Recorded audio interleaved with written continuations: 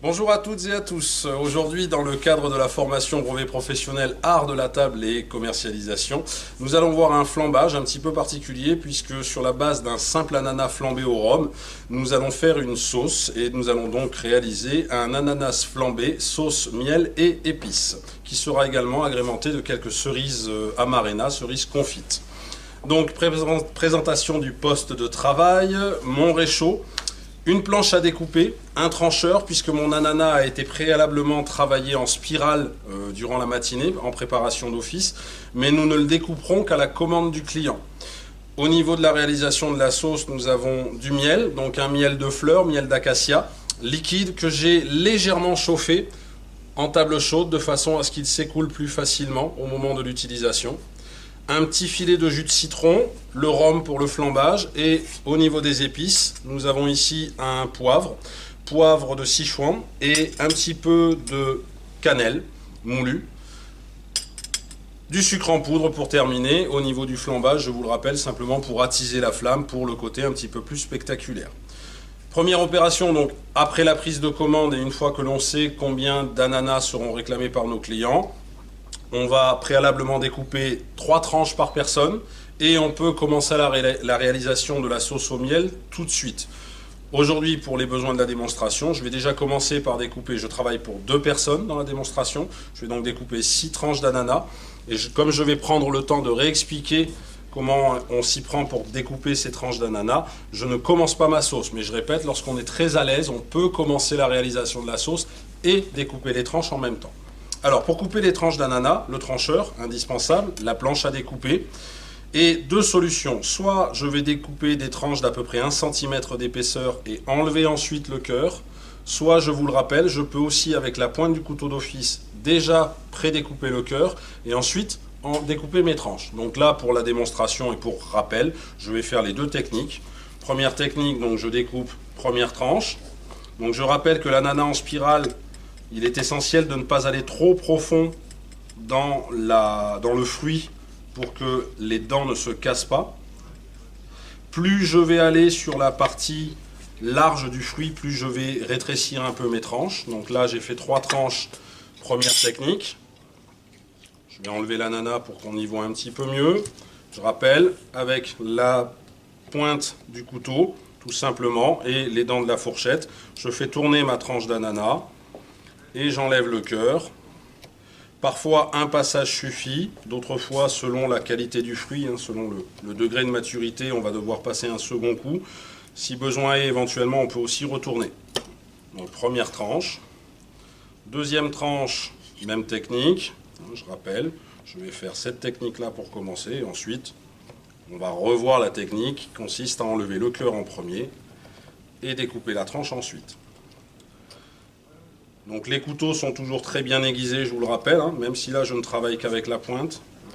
Plus vos couteaux sont aiguisés, et meilleur le résultat sera. Deuxième tranche et troisième tranche.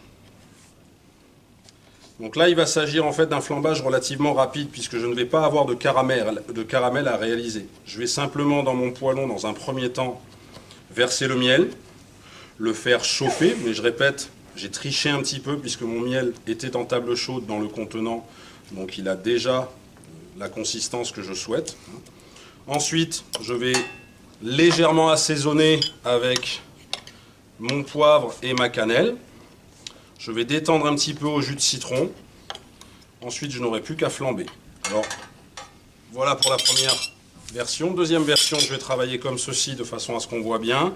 Donc je rappelle, avec la pointe du couteau d'office, et des petits à-coups sans chercher à trop forcer parce que sinon ça va être beaucoup plus difficile d'obtenir quelque chose de rond. Donc je donne des petits à-coups, c'est surtout en remontant que c'est le plus délicat, de façon à ne pas avoir un geste qui part comme ceci, auquel cas on massacrerait un peu notre tranche. Soit je suis très à l'aise et je vais assez profond pour débiter d'ores et déjà 2 à 3 tranches, donc là je vais essayer de faire 2 tranches. Soit je fais tranche par tranche. À partir de là, première tranche, deuxième tranche. Vous voyez que je la fais un petit peu plus fine parce que je suis sur la partie plus bombée de mon fruit. Et si tout va bien, je n'ai plus qu'à prélever mon cœur.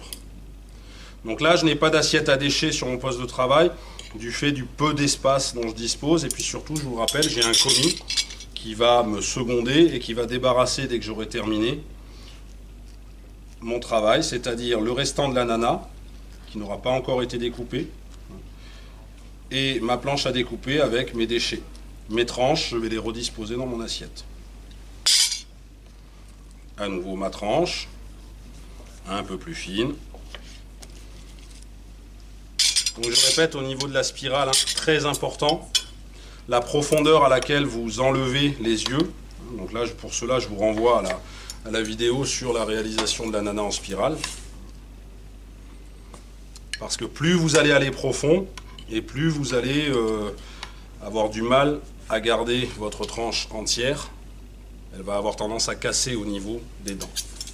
Donc là, j'ai terminé ma première opération. Mon commis me débarrasse. Dès à présent, je peux commencer ma sauce. Donc je rappelle, donc nous avons changé nos réchauds dernièrement. Autrefois, nous avions les beaux réchauds un petit peu hauts, mais qui manquaient un peu de puissance au niveau de la chauffe. Donc on est revenu à ce système de réchaud classique. Je rappelle pour mémoire, on a une bonbonne de gaz avec une encoche ici, que l'on fait correspondre ici sur le réchaud. On insère. Une fois qu'on a inséré ici, on percute. On ferme. On fait bien attention avant de percuter, bien entendu, que les réchauds sont rangés comme ceci à l'envers. Donc on pense à retourner le support du foyer avant toute chose.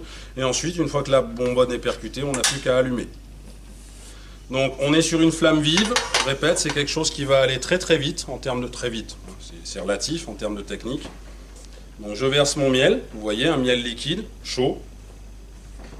L'intérêt, c'est qu'on a pu tricher un petit peu, plutôt que d'avoir un miel qui est compact, pour faire ce genre de préparation. Et là, je vais un petit peu laisser chauffer. Alors le jus de citron est là pour amener un petit peu d'acidité, parce qu'on est quand même sur un dessert qui est particulièrement sucré.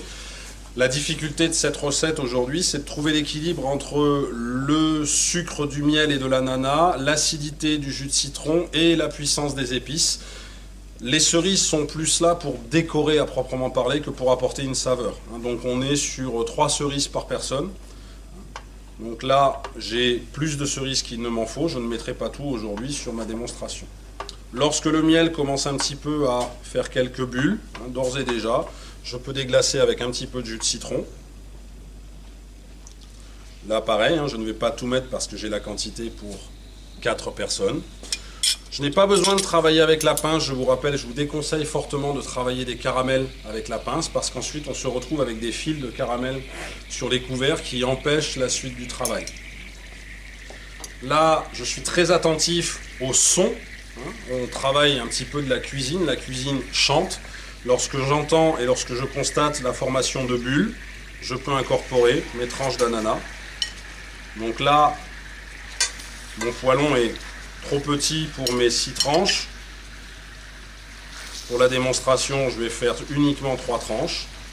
Il faut absolument adapter votre matériel à ce que vous cherchez à faire. Et bien entendu, je n'hésite pas à baisser la flamme de mon réchaud quand j'ai l'impression que ça va trop vite. Le but du jeu étant pour mon client d'avoir l'ananas, mais bien entendu un petit peu de la sauce. Donc je baisse la flamme. Pour baisser la flamme, je sors mon poêlon pour observer ce qui se passe, plutôt que de me baisser et de regarder comme ceci. Je vais maintenant mettre un petit peu d'épices. Alors en préambule, j'ai dit qu'on mettait les épices au départ, mais ça importe peu. Le tout, c'est d'en mettre. Attention, c'est du poivre, donc on y va avec parcimonie, c'est-à-dire on n'en met pas trop. Le but pour nous, c'est que le client retrouve un petit peu cette saveur poivrée, mais que le dessert reste consommable. Donc là, bien entendu, j'ai une quantité ici dans mon récipient, mais je ne mets pas tout. C'est juste pour le visuel qu'on présente quelque chose de bien rempli. La cannelle, pareil, donc une épice puissante. On en met un petit peu. On essaye de saupoudrer, mais de toute façon, comme je vais retourner mes tranches d'ananas, ça va se diluer. Et le côté un petit peu gros paquet que j'ai ici en poivre et là en cannelle va se diluer dans ma sauce. Je peux relancer ma flamme et dès lors retourner mes tranches. Donc je rappelle, hein, c'est toujours la cuillère qui passe en dessous et la fourchette qui maintient. Je reste délicat parce que mon fruit, plus il va cuire, plus il va confire. Il faut qu'il reste présentable. Donc là, en termes de cuisson, ce qu'on recherche, c'est quand même à garder un fruit relativement ferme, hein, pas une compote. Surtout que, je répète, au niveau de votre découpe de l'ananas en spirale, tout va dépendre de ce que vous avez obtenu. Donc on observe attentivement la bulle, hein, qui nous renseigne sur la formation de notre caramel, parce que même si on n'a pas fait un caramel classique avec du sucre, bien, le miel reste un produit sucré qui va se transformer au fur et à mesure de sa cuisson en caramel. J'oublie un élément essentiel dans ce type de préparation, et surtout lorsqu'on fait des concours par exemple, c'est la nécessité de goûter la préparation avant de la servir à nos clients, auquel cas on aura 1 à 2 cuillères à café à proximité sur notre plan de travail pour pouvoir s'assurer que ce que l'on propose à notre client est consommable, mangeable. Donc les cerises, je vais les mettre en toute fin avant le flambage. Elles vont flamber elles aussi, hein. Donc vous voyez là, ma tranche, elle commence à bien ramollir, donc je vais la retourner à nouveau. Vous voyez que je n'ai plus les gros paquets de poivre que j'avais au départ. Donc je répète, soit vous mettez le poivre et la cannelle en début de préparation après avoir fait miel, jus de citron, soit vous mettez votre poivre, vous saupoudrez vos tranches d'ananas de poivre. Je vais maintenant mettre mes 3 cerises par personne. Donc on est sur de la cerise amarenne à confite, je répète. On a un beau dessert, hein, 3 tranches aujourd'hui, surtout sur notre ananas qui est un ananas sweet du Costa Rica. Donc un produit que personnellement je ne recommande pas en termes de qualité. Je vous invite pour cela à faire un certain nombre de recherches sur des sites internet divers et variés qui vont vous renseigner sur le pourquoi, la problématique de ce fruit aujourd'hui, hein, l'ananas sweet du Costa Rica. Je préférerais travailler un ananas Victoria des Antilles par exemple, plus petit, plus sucré naturellement, sans artifice. Vous avez compris que si l'ananas sweet est sucré, juteux et sucré comme on le décrit à la vente, ça n'est peut-être pas tout à fait naturel. Donc voilà, maintenant je vais relancer ma flamme à fond. Donc je rappelle la technique de flambage. Alors plusieurs gestuels sont possibles. Première gestuelle, vous avez la possibilité de faire ce qu'on appelle un point de chauffe, ici au nez de votre poêlon. Et ensuite, vous sortir du feu pour verser votre alcool et ramener ici, mettre en contact les vapeurs d'alcool avec la flamme et flamber. Deuxième technique, c'est celle que moi j'utilise toujours, à savoir pas de point de chauffe, un geste rapide et assuré qui consiste à tirer vers moi, verser mon alcool de mon manche vers le nez de mon poêlon, simplement pencher, vapeurs d'alcool qui vont s'enflammer parce qu'elles sont au contact du feu. Le geste reste sec, mais pas brusque, de façon à ce qu'on n'ait pas de débordement. Bien entendu, pour réussir un flambage, je vous le rappelle, essentiel, la densité du liquide que vous avez, que ce soit des crêpes, que ce soit des pêches, que ce soit des bananes, quel que soit le produit que vous flambez, la densité du liquide va permettre à votre alcool de rester en surface et de ne pas se diluer, et dès lors, ça va être beaucoup plus facile pour flamber. Bien entendu, lorsque je flambe, je pense à préparer mon poste de travail avec ma saupoudreuse à proximité pour le côté spectaculaire. On y va, on vérifie que la flamme est suffisamment puissante, ce que j'espère. Je tire vers moi, je verse et je flambe. Lorsque je flambe, pas de mouvement de recul, pas de geste brusque et je saupoudre avec un petit peu de sucre, ça attise ma flamme. On est en toute sécurité. Éventuellement, si on est vraiment très à l'aise, on peut travailler un peu le fruit à l'intérieur. On ne va bien entendu pas plonger les mains à l'intérieur, hein. Il est hors de question de prendre le moindre risque. On est très attentif, surtout lorsqu'on a beaucoup de liquide, que parfois on a l'impression que la flamme s'est éteinte, mais en réalité elle est encore présente. Ce qui va nous renseigner, c'est le fait qu'en surface, on voit des volutes, on voit le liquide qui danse en quelque sorte, ça veut dire qu'il y a encore de la flamme. Là, c'est terminé, je peux éteindre mon réchaud. Je vais demander à mon commis de me présenter l'assiette pour le dressage, donc une assiette à entremets. je vais goûter ma préparation avant de la proposer à mes clients. Donc un petit truc pour goûter, comme on a quelque chose de très très brûlant, on ne cherche jamais à goûter directement dans la cuillère qu'on a utilisée pour prendre la quantité qu'on souhaite goûter, mais on prend une cuillère que l'on verse dans une autre cuillère, on se retourne, on analyse.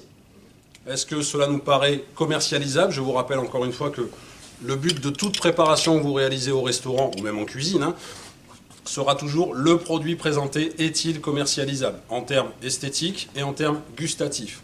Dès lors que vous considérez que c'est commercialisable, vous pouvez dresser. Je rappelle pour un flambage, un dressage, toujours penser à passer la fourchette sous la cuillère pour éviter de n'avoir trop de coulure ou de dégoulinure, si vous me permettez le mot, sur mes bords d'assiette ou sur mon guéridon. Donc 3 tranches ici par personne.